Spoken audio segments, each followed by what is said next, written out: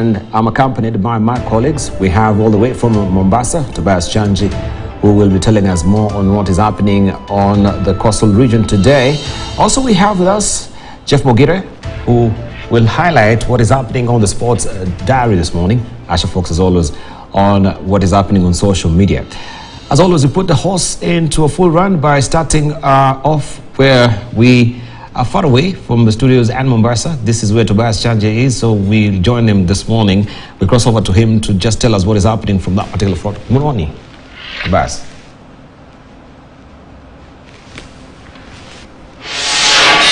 Ruto and his Kenya Kwanza entourage will be winding up 3 days to a campaign in the coast region with the several rallies line up in Kilifi County and Mombasa. First by starting off at Magarini constituency and Rabai constituency. Then later in the day, he'll be coming to Mombasa, where I have some rallies at Old Town and also Changamo. We know yesterday he was in 3 counties, that is Lamu, Tana River and Kilifi County, and specifically Malindi, where we saw the rivalry between Malindi MP, that is Aisha Jumwa, who wants to succeed Governor Kingi.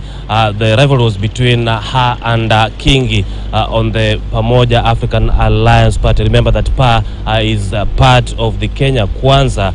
And after Aisha Jumwa was endorsed by none other than Deputy President William Ruto in front of Kingi, Aisha Jumwa asked Kingi to cross over from the PA and join her, and especially, in fact, to vote for her. Remember that Kingi also has a candidate in the name of George Kithi, who also want to succeed him on the PA. And at the same time as this was happening, we've also seen similar rallies, or rather parallel rallies, from the Azimio group led by Mombasa Governor Ali Hassan Joho, whereby yesterday they were in Likoni, in still Mombasa County. Then today the Azimio team will be in Taita Taveta County. Then tomorrow they will be in Kwale County. And of course the issues that have come out majorly have been 2 issues. The issues to do with the transfer of port operations from Mombasa to Naivasha, and the issues to do with land. And on the port operations, Azimio has been blaming DP Ruto of being part and parcel of that transfer, while on the other side, Ruto has come out blaming the handshake duo of President Uhuru Kenyatta and Raila Odinga of being part of it, and has promised that once he ascends to power after the 9th August general election, he'll make sure that he brings back those operations. While on the other hand, Joho and other leaders of the Azimio, of course Odinga included, have been saying that Ruto was aware, and it is them who will bring back those operations. And on matters to do with the land, we know what has been coming out recently, especially 2 weeks ago when Odinga was in Taita Taveta County. He said that once he gets that presidency, he will repossess the 2,005 acres of land owned by DP Ruto in Taita Taveta. And yesterday, Ruto continued with this charm offensive, saying that once he becomes president, he'll buy He'll buy 1 million acres of land that he'll distribute among the squatters. But on the other hand, Azimio have told him that if he's sincere enough, then he should start with dishing out what he owns in that Taita Taveta County. So we'll be following closely what will be happening today across the political divide in the entire Coast region. Dibar.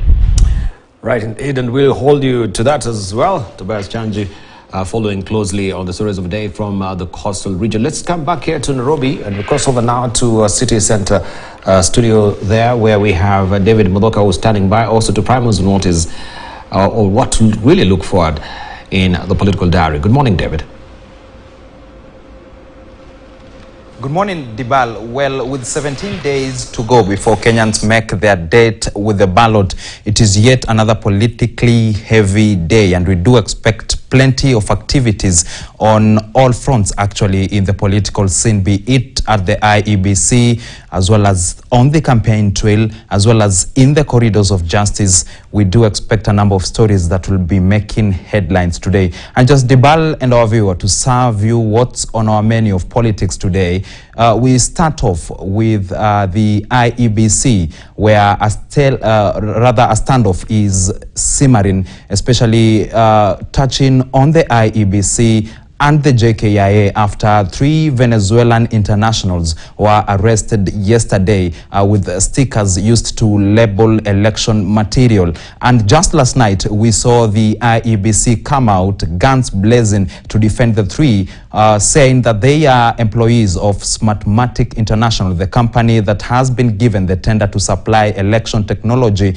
and so that it had actually informed security personnel at the JKIA that the 3 were election, or rather were employees of Smartmatic International, responsible with 1 deployment and 2 management of election technology infrastructure. And so we do expect some development, especially on that front. And away from the IEBC, the elections referee, to the players themselves, we've just had Tobias Chanji tell us of the culmination of the 3-day tour of the Kenya Kwanza side in the coast region. And so that is where DP William Ruto will be leading the Kenya Kwanza troops in what we could say muddying the waters in what has been a perceived traditional stronghold of his main competitor in the State House race, Raila Odinga. And so away from the coast region to the western region, after doing their tour of the North Rift region yesterday, the Azimio side will be in the western region, and specifically in Trans Nzoia and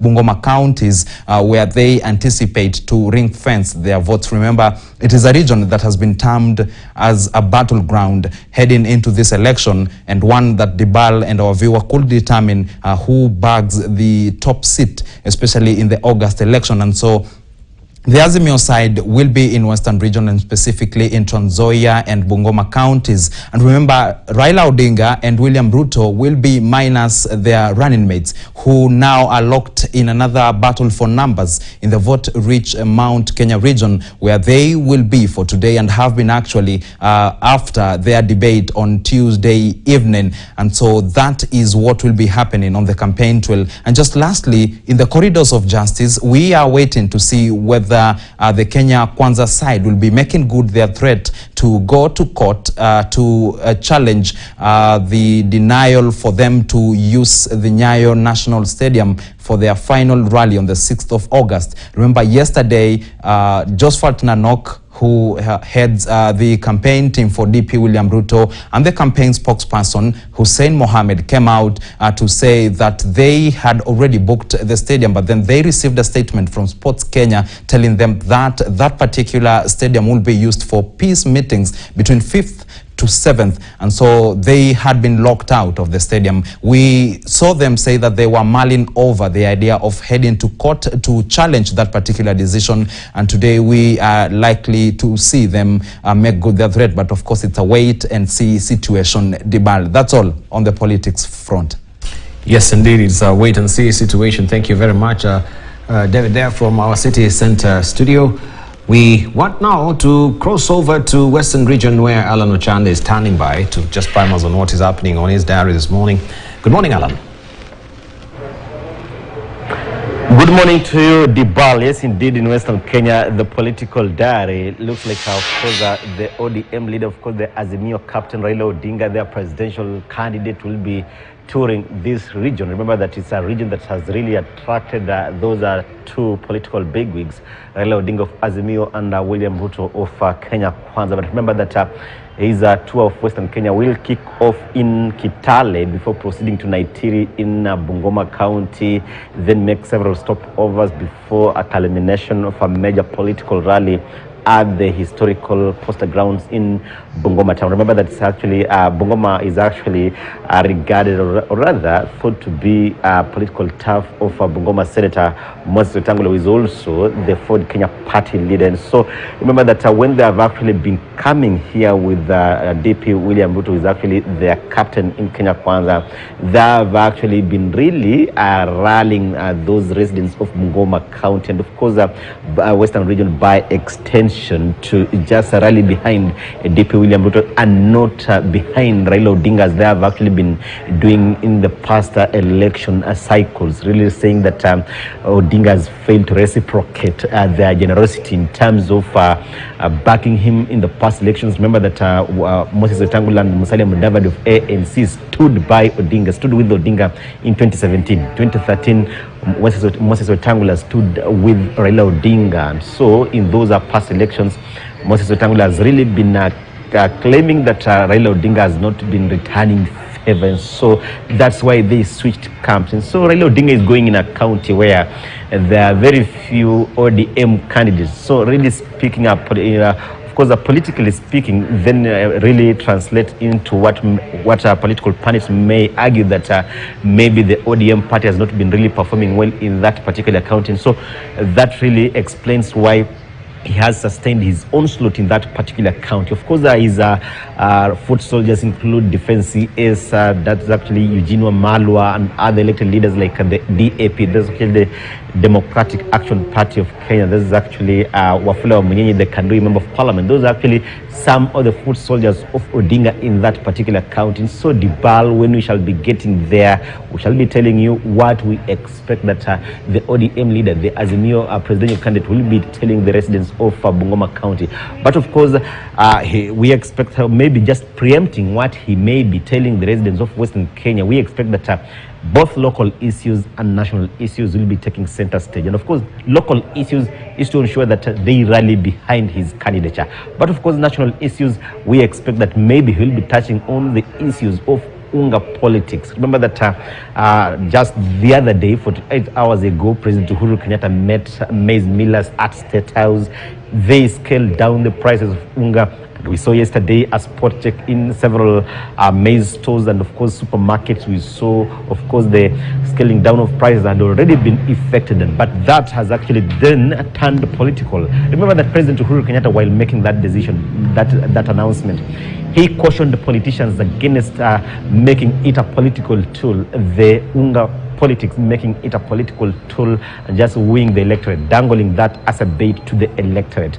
And so we've seen the Kenya Kwanza really trashing that and saying that the timing is suspect, the timing is not genuine. But we've seen Raila Odinga really arguing that he is the one who implored upon President Uhuru Kenyatta to ensure he scales down those prices of that basic commodity. And so we are expecting that he will be reiterating that, and also the issue of course, is coming to the sugar belt. This is actually a region that is actually known for growing of sugarcane and production of sugar in bulk. It's second to none. And so we are expecting, when he was here last 2 weeks ago, or rather 3 weeks ago, we actually saw him really telling the residents of Western Kenya, specifically Kakamega County, that Mumias sugar will be roaring in several days to come. And so we are expecting that maybe he will be repeating that and reiterating that, of course, that pledge to the residents of Western Kenya, and of course specifically Bungoma County. But Dibal, we shall be heading there in a couple of minutes to just bring our viewers to speed with all those happenings and all those stopovers that will be made by